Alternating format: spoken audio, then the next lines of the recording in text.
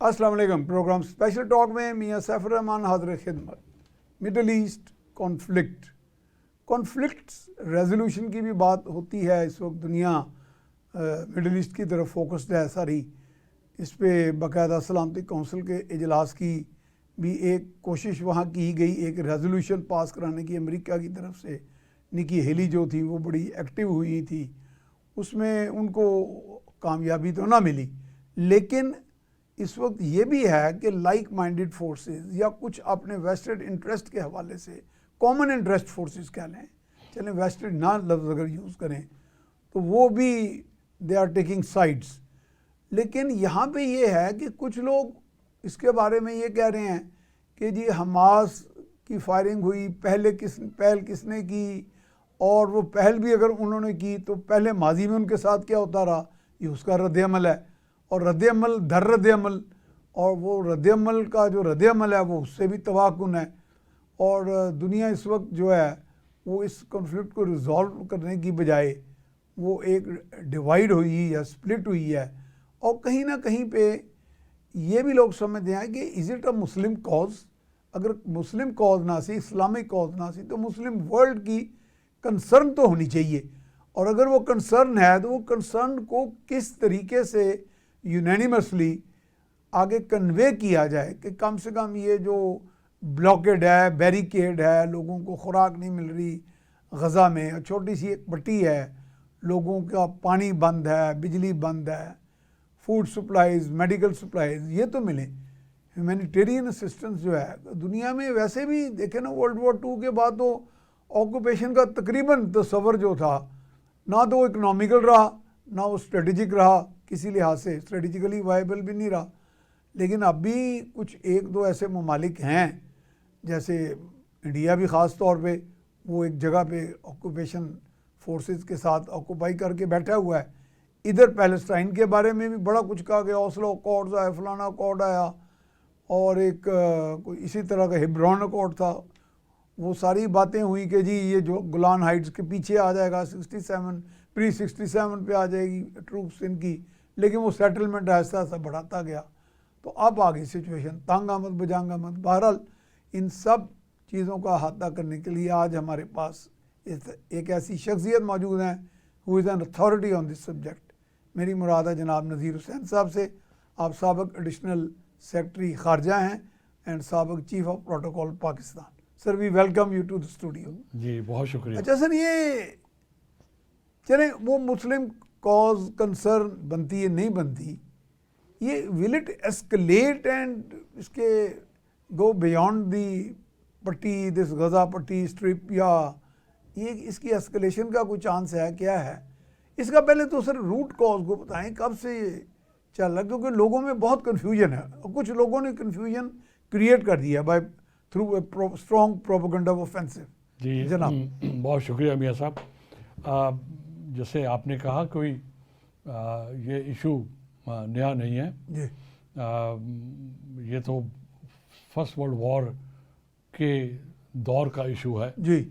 Number 1।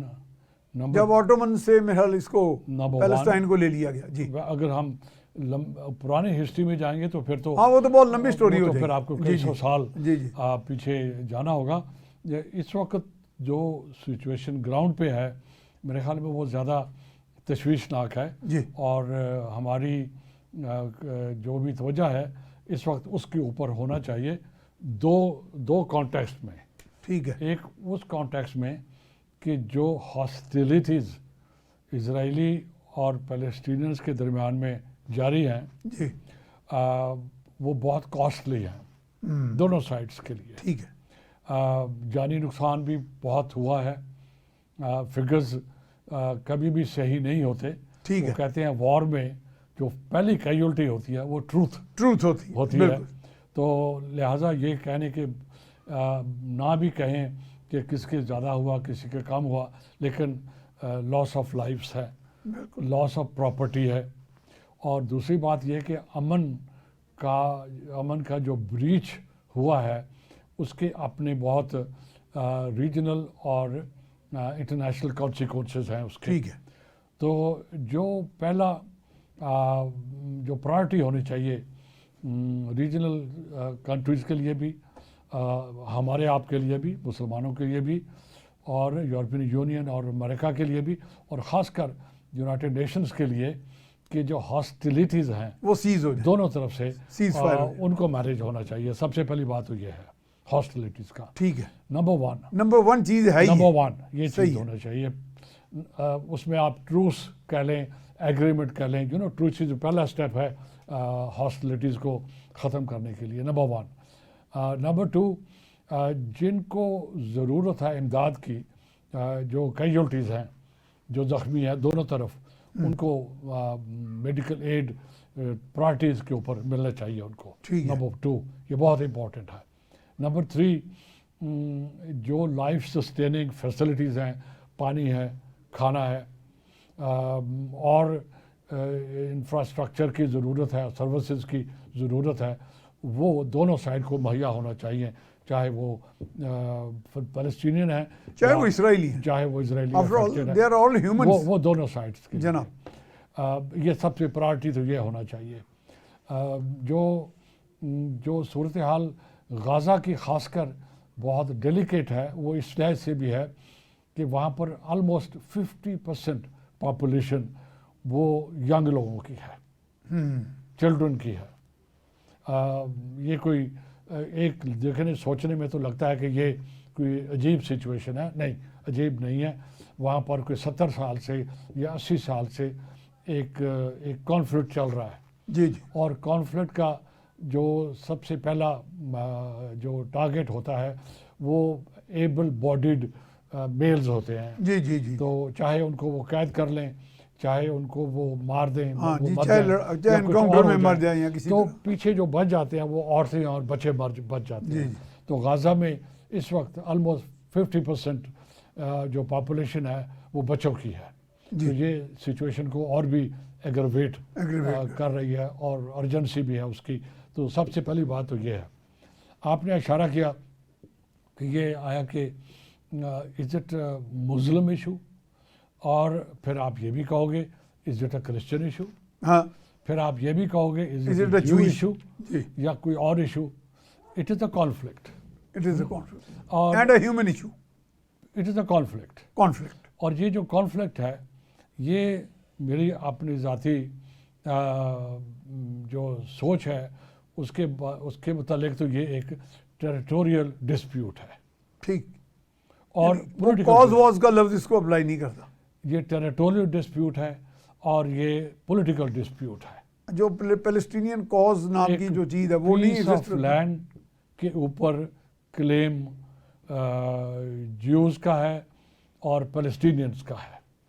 अब हम उनको ज्यूज़ ना कहें तो बेहतर है, इजराइलीज़ का है as a group of people. ठीक है।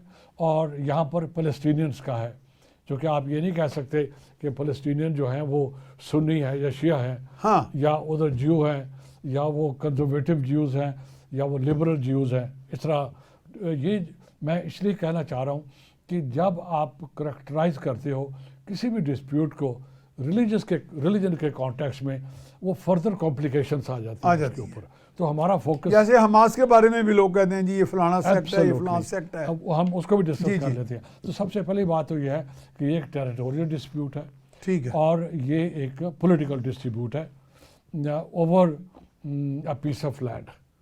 दोनों का क्लेम है, दोनों का हिस्टोरिकल क्लेम है, दोनों ने उसको फिर क्लेम को स्ट्रॉन्ग करने के लिए अपने हर किस्म का आर्गूमेंट ऑफर किया है। अच्छा भाई, ये पार्डन फॉर लिटिल इंटरप्शन, आप बात जारी रखें, लेकिन एक सवाल साथ उसका जवाब ऐड कर दें कि जैसे अयोध्या वो मंदिर, अयोध्या मस्जिद, बाबरी मस्जिद का हुआ था, बिल्कुल, वहाँ भी हर तरह के क्लेम्स आ गए कि ये जन्मभूमि थी, हमारे राम का बर्थ प्लेस थी, कुछ इस तरह वो गिराई गई, फिर बाबर का बना। इस तरह इधर भी कोई हिस्टोरिकल, रिलीजियस, आइडियोलॉजिकल, हर तरह के क्लेम्स इधर भी कोई हैं इस तरह जी? हिस्टोरिकली जेरूसलम तो ज़रा साइड पे रखें, अल-अक्सा मॉस्क जो है, वो जो साइट है जी, वो तो तीन बड़े मज़ाहिब की वो कॉमन साइट है। वो तीनों जो डिवाइन रिलीजन्स हैं, हाँ जी, क्रिश्चियनिटी, तीनों डिवाइन, जुडाइज्म एंड इस्लाम, तीनों जो डिवाइन रिलीजन्स हैं, ठीक है, ये उनके लिए तीनों की होली प्लेस है वो, और तीनों के लिए है वो। हाँ, बिल्कुल ठीक सही है है। ना, वो ज्यूज़ के लिए भी है, वो क्रिश्चियंस के लिए भी है, वो और वो मुस्लिम मुस्लिम्स के लिए। ठीक है, इसलिए मैं कह रहा हूँ कि ये इसको एज ए टेरिटोरियल डिस्प्यूट होना चाहिए। अब अगर आप उसको इस तरह मियाँ साहब सेटल करने की कोशिश करोगे कि ये टेरिटोरियल डिस्प्यूट है, तो फिर ये मुमकिन है इसका सेटल होना मुमकिन। अगर हम कहें कि ये रिलीजियस डिस्प्यूट है, तो वो फिर टोटली एक न्यू बॉल गेम है, वो तो एक और चीज कंफ्यूजन सा है, वो नहीं, वो एक और चीज़ बन जाती है। ठीक है, जो टेरिटोरियल डिस्प्यूट्स हैं, उनको रिजॉल्व करने के लिए एक प्ले बुक है, ठीक है, एक प्रोसीजर है उसका, बिल्कुल, ठीक है, that is laid down, that's laid down. ठीक है, यूनाइटेड नेशंस के पास भी है, ठीक है, और इंस्टीट्यूशंस के पास भी है, और मेरे और आपके पास भी है, ठीक है, वो भी हम डिस्कस कर लेते हैं कि how that can be done. अगर हम उसको रिलीजियस करेंगे तो फिर हम उसको फिर वो उसमें सिविलाइजेशनल क्लैश आ जाएगा, फिर उसमें फेथ के कॉन्टेक्स्ट में और बहुत सी कॉम्प्लिकेशंस और भी आ जाएंगी, it will lead to nowhere. हाँ, तो लिहाजा मेरे ख्याल में अंडरनीथ इशू एक ही है कि ये टेरिटोरियल है। अब मुसलमानों का कॉन्टेक्स्ट थोड़ा सा आपने चूँकि उधर इशारा किया, कोई भी डिस्प्यूट क्लियर कट नहीं होता, उसमें कॉम्प्लेक्सिटी तो होती है, कुछ ग्रे एरियाज भी होते हैं। आपने अयोध्या का नाम लिया, हाँ, तो उसमें मुसलमान भी आ गए, हाँ, उसमें इस्लाम भी आ गया जी। अब चूँकि अयोध्या जो है वो हिंदुस्तान में है, हाँ, तो अब हिंदुइज्म भी आ गया और हिंदुस्तान भी आ गया, ठीक है, बीजेपी भी आ गई, दोनों बीजेपी सियासत भी आ गई, ठीक है, उसके अंदर, तो लिहाजा वो कॉम्प्लेक्सिटी उसके अंदर आ गई। अब अगर अयोध्या को, एक सेकंड के लिए हम वापस इधर आ जाते हैं, फिर अयोध्या को अगर वो एक हिस्टोरिकल मॉन्यूमेंट के तौर पे रख लें, हाँ, है कि ये एक couple of centuries old structure है जो मुसलमानों के दौर में एक सेंट्रल मॉस्क थी, ठीक है, अब वो यूज़ में नहीं है मिसाल तौर के ऊपर, और अगर उस सोसाइटी ने टॉलरेंस, उस सोसाइटी ने अकोमोडेशन, उस सोसाइटी ने मिलजुल के रहना है, तो there is no harm to leave that structure as a mosque which is a historical place, हाँ, और शायद वो यूएन की हेरिटेज और नेशनल हेरिटेज भी चलो, यूएन की हेरिटेज, ठीक है ना, नेशनल हेरिटेज भी हो सकती है, एग्जैक्टली, इंटरनेशनल, कोई फर्क नहीं पड़ेगा। हाँ, आप उसको पोलिटिसाइज कर लिया। अब आप वापस आ जाएं इधर पैलेस्टाइन के ऊपर, इसमें वो सिचुएशन नहीं है, ठीक है, आप अलेक्सा को जरा साइड पे, मॉस्क को साइड पे रख दें, ठीक है। इस वक्त जो इशू, मेन इशू जो है वो है कि वो सेटलमेंट्स एक का लैंड, एक पीस ऑफ लैंड था जिसके ऊपर पैलेस्टीनियन कई सदियों से रह रहे थे। अब उसके ऊपर जब सेकंड वर्ल्ड वॉर और फर्स्ट वर्ल्ड वॉर में ज्यूज यूरोप से डिस्प्लेस हुए, वो होलोकॉस्ट के और बाद, वो हॉलोकॉस्ट के नतीजे में, ठीक है जी, हॉलोकॉस्ट ना तो मुसलमानों ने किया था, हाँ, हॉलोकॉस्ट ना पैलेस्टीनियन ने किया था, पैलेस्टीनियन नाज़ी से वो सारे, ठीक है जी। अब एक ग्लोबल डेवलपमेंट हुई यूरोप के अंदर, जिसको ये हॉलोकॉस्ट कहते हैं, एक एथनिक क्लिंसिंग हुई, सॉरी, एक एथनिक कॉन्फ्लिक्ट हुआ, जिसके नतीजे में वहाँ से उनको निकलना पड़ा, और ये एक बहुत ही इन पोस्टेरिटी जो ग्लोबल लीडर्स का डिसीजन था उस वक्त, उसने ये प्रूव किया कि that decision was totally wrong, कि उन ज्यूज़ के लिए कोई जगह तलाश की जाए दुनिया में जहाँ पर जाके यूरोप से उठा के उनको लाके प्लॉट कर लिया जाए। कभी भी पॉपुलेशन जब ट्रांसप्लांट होती है वो अपने साथ मसाइल लेकर आती है, चाहे वो बंगाली पाकिस्तान ने बदीन साउथ ऑफ पंजाब में, साउथ ऑफ सिंध में लाके ट्रांसप्लांट कुछ किए थे, आपको याद होगा, that didn't solve the problem, और तरीका है सॉल्व करने का, तो आपने ट्रांसप्लांट किए। आप वो चूँकि उनको ग्लोबल सपोर्ट थी, ख़ासकर यूरोप और अमेरिका की सपोर्ट थी, और उनके अंदर फिर एक किस्म का ओवर कॉन्फिडेंस था, फिर वो स्टेट जो है वो बहुत ही इक्विप भी हो गया, वो फिर वो नेचुरली स्ट्रेंथन हुई स्टेट, स्ट्रेंथन होती गई, और जिसके with the passage of time उनकी जो ग्लोबल लेवल पे कॉन्टैक्ट्स थे वो पैलेस्टीनियंस के मुकाबले में बहुत थोड़े थे और कमज़ोर थे। Number one. नंबर टू, अब क्लाइंट्स होते हैं जो इजराइल था वो क्लाइंट था यूरोप का और अमेरिका का। जो पैलेस्टाइन है इन अ वे वो क्लाइंट था अरब्स का। ठीक है। अब Arabs had gone through a period of decolonisation, उसके पहले वो कॉलोनीज थे, तो लिहाजा उनकी अपनी स्ट्रेंथ, अपनी पावर पहले ही डिक्लाइन हो चुकी थी। So they were not in a position to deter or या टू विकेट ऑक्यूपेशन ज्यूज की बाय फोर्स। हालांकि कोशिश तो हुई, फिर वो एक्वाइसेंस की तरफ आपको याद है 73 की वॉर हुई जी, 73 के पहले 67 की वॉर 67 की हुई और उससे पहले भी वॉर हुई। 67 में तो ऑक्यूपेशन काफी होगी थी। एग्जैक्टली, काफी ऑक्यूपाई हो गया। Absolutely, Golan Heights and all that. उससे पहले भी वॉर्स हुई। तो हर वॉर के बाद टेरिटरी लूज हुई। वजह सिंपल ये थी कि जो सपोर्टर्स थे पैलेस्टाइन के वो कमज़ोर थे, अरब्स जो थे। बेशक वो इन टर्म्स ऑफ पॉपुलेशन या नंबर ऑफ कंट्रीज बहुत ज़्यादा थे। ठीक है। अब इजिप्ट अकेला बहुत बड़ा कंट्री था और पावरफुल भी था, but not as compare to जो बैकर्स थे, सपोर्टर्स थे इसराइल के। ठीक है। आप जियो का नाम नहीं हम ले रहे, हम इसराइल के, बिल्कुल ठीक है। मतलब पर्पस यही उसकी मेन आइडेंटिटी है ना, ये मेन आइडेंटिटी तो यही और लिहाजा वो हो गया। अब अगर हम अपने आप को फ्रीज कर लें फर्स्ट वर्ल्ड वॉर के पहले के पीरियड में या immediately first second world War के पीरियड में, तो फिर हम कहीं नहीं जा पाएंगे। ग्राउंड पे जो रियलिटी है वो ये है कि ये हमने देख लिया, दुनिया ने देख लिया कि ये जो दो ग्रुप हैं पॉपुलेशन के, इसराइलीज और पैलेस्टीनियंस, कोई ऐसा मुमकिन नहीं हुआ आज तक कि they live together in peace and harmony as a one state solution निकल आता वो। ठीक है। अगर पॉइंट्स ऑफ कन्वर्जेंस कोई है ही नहीं उनमें था। उसकी वजह जो पहले आपने जिसकी तरफ इशारा किया, रिलीजन की तरफ। हाँ। अब चूंकि वो जो कैटेगराइजेशन है, जो प्रोफाइलिंग है उनकी, वो रिलीजन के कॉन्टेक्स्ट में हो गई है कि ये मुसलमान है, वो जू है, और वो एक्सट्रीम टेंडेंसीज के साथ। अब क्या हो गया, अब एक नई इक्वेशन डेवलप होना चाहिए। आया कि मुस्लिम्स और Jews can they live together.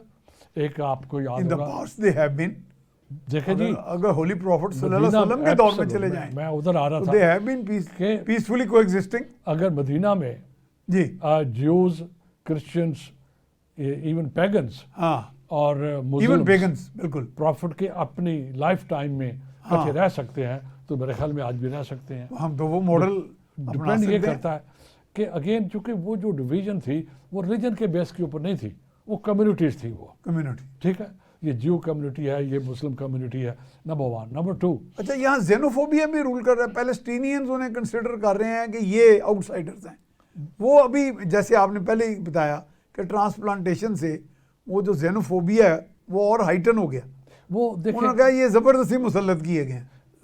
ये इसमें तो कोई शक नहीं, वो रिएक्शनरी तो रहेंगे फिर, इसमें तो कोई शक नहीं, फिर उनकी टेरिटरी भी स्क्वीज हो गई। इसमें तो कोई शक नहीं है। ठीक है कि जो उस लैंड पे थे उनको बाय हुक और crook, they feel wronged, by hook और क्रुक उनको वहां से निकाला गया। They feel wronged. ठीक है, कुछ जमीनें पैसे दे के खरीद ली गई, कुछ धौंस धपट से भी वायलेंस के थ्रू कर लिया गया, और कुछ और किसी तरीके से ऑक्यूपाई वॉर के अंदर कर लिया गया। अब वो जो पैलेस्टीनियंस हैं, आपने देखा कि काफ़ी सारे जाके 67 और 73 वॉर के बाद उनको नॉर्थ अफ्रीका में बाकायदा जाके हाँ जी सेटल किया गया, उनको वहाँ पर जाके सेटल किया गया। लेकिन दुनिया में ये भी कभी नहीं हुआ कि एक ग्रुप अपनी ओरिजिनल लैंड जो है वो 100% अबेंडन कर दे।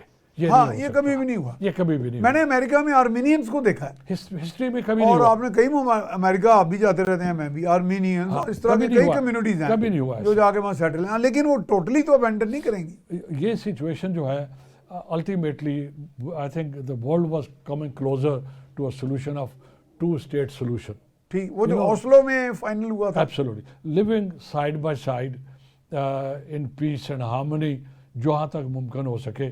21st सेंचुरी में war is not the solution. Not an option even, rather. Is not even an option. Because the wars are and occupation is rather no option at all. Exactly the same time. Occupation of a people, जैसे people कहें हम, men of a nation, again is not feasible. Is not feasible. आपके सामने हो गया Barring Palestine and Kashmir. नहीं, आपके सामने हो गया हमास एक टाइनी ऑर्गेनाइजेशन है जो ड्यूली रिकॉग्नाइज भी नहीं है। उसने it has played havoc you know with the Israelis. उनकी इंटेलिजेंस, उनकी प्रिपेयर्डनेस, उनके एयर डिफेंसेस सारे के सारे। अच्छा नज़ीर साहब, बहुत खूबसूरत गुफ्तगू हो रही है, but we have been asked to go for a break. तो जनाब नाज़रीन, हम जाएंगे ब्रेक पे।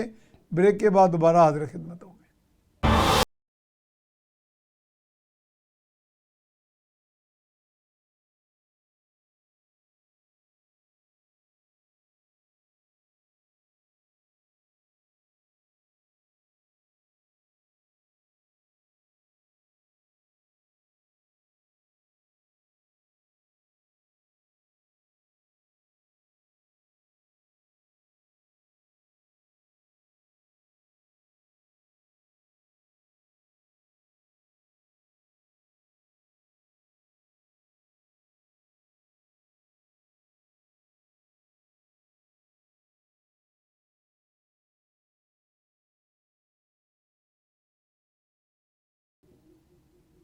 जी, ब्रेक के बाद हम आपको खुशामदीद कहते हैं। हमारे साथ मौजूद हैं जनाब नज़ीर हुसैन, आप एडिशनल सेक्रेटरी ख़ारजा हैं साबका, और बड़े अच्छे अंदाज में लॉजिकली एक पूरा एनालिसिस दे रहे हैं विद द बैकग्राउंड नॉलेज कि ये पैलेस्टाइन इशू है क्या, टेरिटोरियल डिस्प्यूट है, इसके लिए मैकेनिज़्म इन प्लेस है, there is a playbook for that. तो उस पर अब हम बात करेंगे कि इस वक्त जैसे जिक्र हो रहा है कि जी इंटेलिजेंस फेलियर था इसराइल का, साथ साथ उनका वो जो एक डिफेंस इम्प्रेग्नेबल डिफेंस, नाकाबिल तस्खीर होने का एक जो तासुर था, एक बड़ा उनका डोम बना हुआ था, मिसाइल आएगा, इंटरसेप्ट हो जाएगा, रॉकेट आएगा, पकड़ा जाएगा, कि जैसे कुछ जाला सा उन्होंने लगाया हुआ है। वो वेयर इट ऑल वेंट जनाब। जो आप उसका नाम है आयरन डोम जी, ये उसका नाम है। ये बेसिकली एरियल डिफेंस है, ठीक है। और जो भी इनकमिंग प्रोजेक्टाइल है, कोई भी प्रोजेक्टाइल्स कहते हैं, ठीक है, प्रोजेक्टाइल्स, हाँ ये सही जुबान उसकी, उसमें चाहे वो मिसाइल हो या रॉकेट हो, ठीक है, या एयरक्राफ्ट हो, जो भी होगा वो उसको इंटरसेप्ट कर लेगा, ठीक है, इंटरसेप्ट करेगा और फिर then it will go for the kill, you know, उनको फिर वो गिराएगा ये। और उसको डिफीट करने के लिए जो हमास ने स्ट्रेटजी अपनाई वो ये की कि उन्होंने बहुत एक लार्ज नंबर रॉकेट्स फायर किए। अब जो डोम है या जो भी एयर डिफेंस सिस्टम है उसके अंदर एक रडार या सर्वेलेंस आफ्टर एक कैपेसिटी है, हाँ, अनलिमिटेड कैपेसिटी नहीं हो सकती। There was a barrage of, you आप कह सकते हैं इतना ज्यादा रॉकेट बरसाया गया। वो मिसाल तौर पे अगर 10 उसने रोके हैं तो कि x number of incoming objects को वो आइडेंटिफाई करेगा और रिस्पॉन्ड इन्होंने कर दी 100x। अब इन्होंने x बाय 100 कर लिया। तो कहते हैं कि उन्होंने 5000 वो किए। तो शुरू में तो उन्होंने किया होगा, बाद में कन्फ्यूजन होगी, नंबर 1। नंबर 2, अब उनके पास एयरफोर्स भी है। अब ये भी एक नया तजुर्बा हो रहा है कि आया कि जो traditionally well equipped, well armed countries हैं, आर दे रियली स्ट्रॉन्ग। इसने मिथ को तोड़ दिया है, इन्होंने तो इस मिथ को तोड़ दिया है।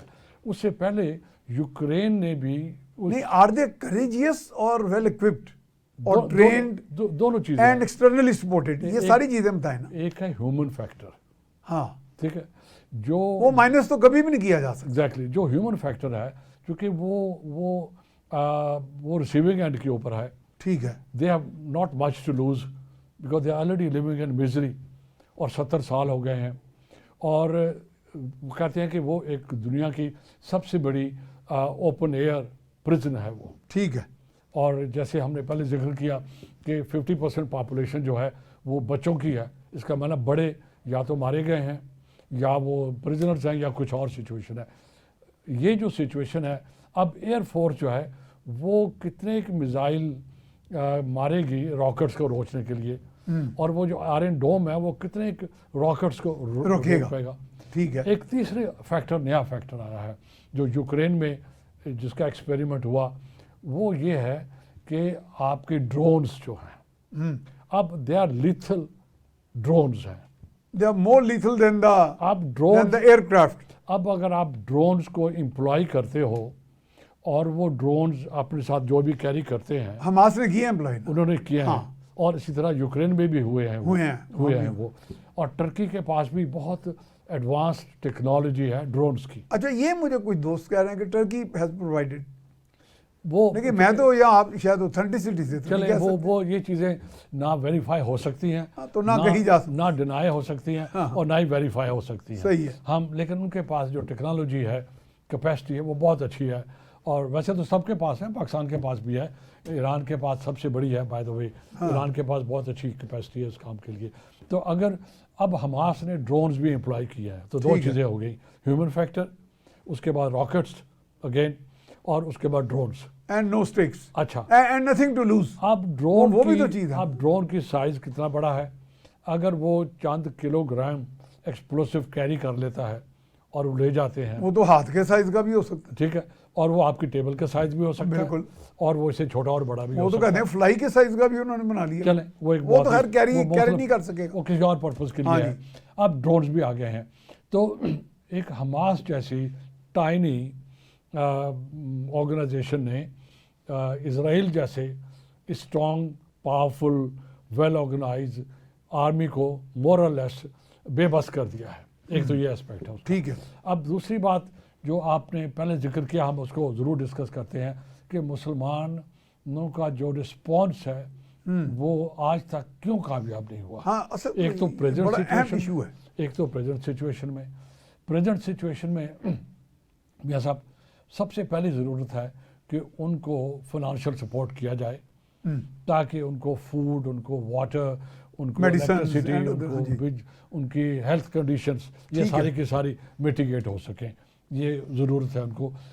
पाकिस्तान से भी ये सिचुएशन मैं देख रहा हूँ डेवलप हो रही है कि लोग जो हैं रिलीफ गुड्स, तो ये डायरेक्ट हमारी एक्सेस तो होगी, कोई रोकेगा तो नहीं उन्हें, या इंटरनेशनल रेड क्रॉस आ सकती है। इसमें कोई भी लॉ ऐसा नहीं है दुनिया का जो ये कहे कि हम रिलीफ गुड्स को रोकेंगे, नो, ऐसा नहीं है, क्योंकि एक जेन्युइन ह्यूमन सिचुएशन है, सफरिंग है और सबके सामने है, और वो डजंट मैटर कि वो ज्यूज़ के तरफ है या मुसलमानों की तरफ है, पैलेस्टीनियन है या इजरायलीज हैं, सारे जो ह्यूमंस हैं। सबसे पहली बात तो ये है, नंबर वन। नंबर टू, जो क्रूशल इशू है, जो बड़ा सवाल है, जो आपने जिसकी तरफ इशारा किया, 70 सालों से मुसलमान कंट्री या अरब कंट्रीज एक सलूशन क्यों तो नहीं कर पाए उसका। Why have they not been able to convince? इनका कंसर्न तो होना चाहिए था। Why they have not been able to convince the Americans, the Europeans, the United Nations and others, and force the other side, which is Israel, come to a solution. ठीक है। Number one. Number two. Ab, let me come up with a little less known situation. जो Arabs हैं in particular और Muslim countries in general Second World War के बाद colonialism से बाहर निकले थे। ठीक है, ये बड़ा इंपॉर्टेंट फैक्टर है। वो खुद भी अभी इस सिचुएशन में नहीं थे कि वो स्टेबलाइज होके कोई इस किस्म की मेजर अकॉम्प्लिशमेंट कर सके। Number one. नंबर टू, मुसलमान country they almost for 52 countries. ठीक है, spread over large area. What is missing? What we need is a center of gravity. There is no center of gravity among the Muslim countries.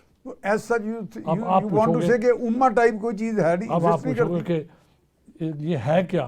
Umma exist करती है कि नहीं करती? ये है क्या? सॉरी, मैं आपका लफ्ज़ नहीं उठा रहा हूँ। ये है क्या? अच्छा। और क्यों नहीं है, और इसकी कॉन्सिक्वेंसेस क्या है। ठीक है। अब सेकेंड वर्ल्ड वॉर के बाद यूरोप जो था वो कंपैरेटिवली कमज़ोर हो गया। अमेरिकन्स ने second world war, first world war को लीड किया और उसने सो कॉल्ड वेस्ट को कामयाब किया।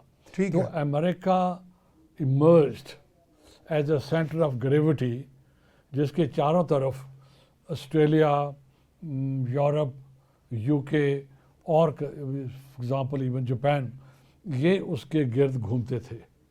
ठीक है। उसके ऑर्बिट में थे, उसके सैटेलाइट्स की तरह, यानी यू कैन से इन अ वे मैना उसके कहने में थे, उसके कहने में थे कि मैना उनके ग्रुप में थे, मैना की ये एक टीम थी।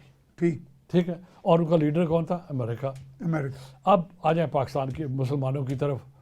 यहाँ पर कई डिकेड तक नासिर इजिप्ट का जो था वो अपने आप को लीडर बनाता रहा, जमाल नासिर। बहुत काफ़ी तक सऊदी अरब करता रहा, फिर कुछ और करते रहे। ये बाकायदा एक स्टडी हुई है और स्टडी भी अमेरिकन्स ने की है। उन्होंने कहा one reason we have not been able to deal with Muslims because in Islamic world there is no one और a small group of countries who we can talk to, who we can depend on, who we can work with to resolve the issues. आप समझ रहे हैं बात? This is what the centre of gravity. अब मुसलमानों, अब not से मुसलमान ना कहें, इसमें अरब अजम का भी कुछ चक्कर है। मैं आता हूँ उधर। हाँ, मुझे इस पॉइंट को थोड़ा सा होम एलैबोरेट करने। अब 52 कंट्रीज है, ये भी ज़रूरी है जो मैं बात कर रहा हूँ, इसलिए ज़रूरी है कि the Islamic countries, not so Muslims, Islamic countries, they have to come up with a arrangement जहाँ पर बेसिक मिनिमम कंसेंसस हो।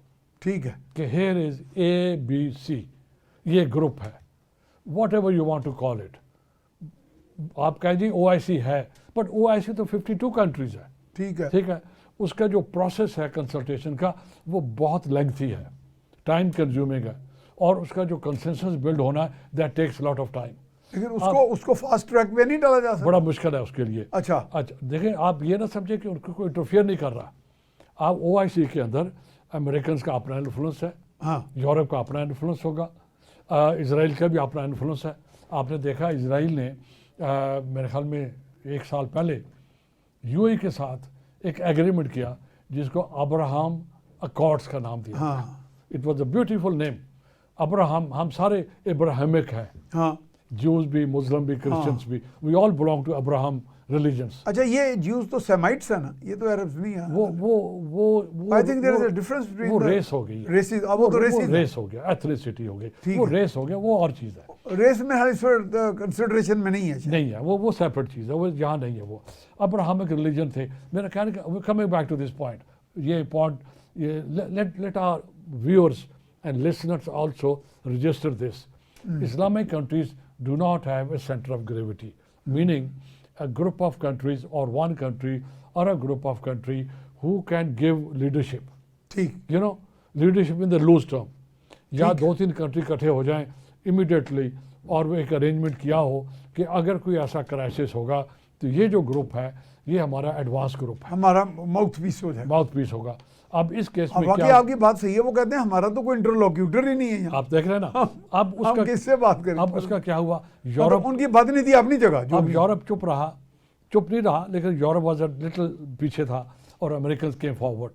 अब एवरीबॉडी इन द UN और आउटसाइड द UN, यूरोपियंस ने, उन्होंने उसको सपोर्ट किया and they come up with more और लेस वन पोजीशन। हालांकि डिसेंशंस हैं उसके अंदर, वो उनको आज़ादी है, हमारे यहाँ भी आज़ादी होना चाहिए, लेकिन एक एडवांस एक ग्रुप है एग्रीड अपॉन जो कि स्पोक्स पर्सन है। ठीक है। अब ये जो निकी हेली लेके चली है रेजोल्यूशन, वो सुना अडॉप्ट नहीं हुआ वो एग्जैक्टली वो एक और चीज़ थी कि वो कामयाब इसलिए नहीं हुआ। वो बाद में बेशक इसको बता दें जी, हम आप बात कर लें।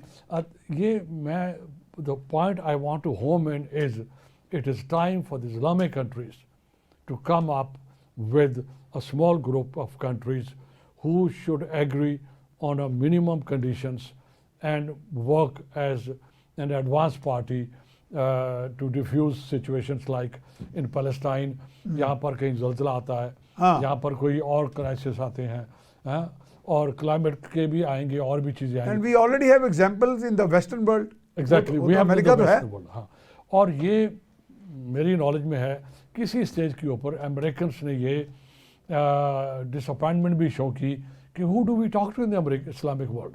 हाँ पाकिस्तान को कहते हैं, वो कहते हैं ये तो फलाना, ये साउथ एशियन है, ये ईरान है, ये तो नॉन अरब है, ये अरब है तो ये गल्फ का अरब है, ये अमीर है, ये गरीब है। No, I think the time has come for the Islamic countries to propose, arrive at a basic minimum. to propose and to agree on a situation whereby an arrangement whereby आपका कोई ना कोई चाहे लूज ही क्यों ना हो arrangement हो जो कि आपके लिए कल खड़ा हो सके, जिसके पीछे आप रैली कर सकें। So this is the point I wanted to make in this context, which is again in one word, let us create a center of gravity. Let us create a center. Let's create a center. अब coming back to इस issue के ऊपर कि ये sorry for this कि ये religious issue ना हो, इसको ना बनाएं। It is a territorial issue, it is a political issue.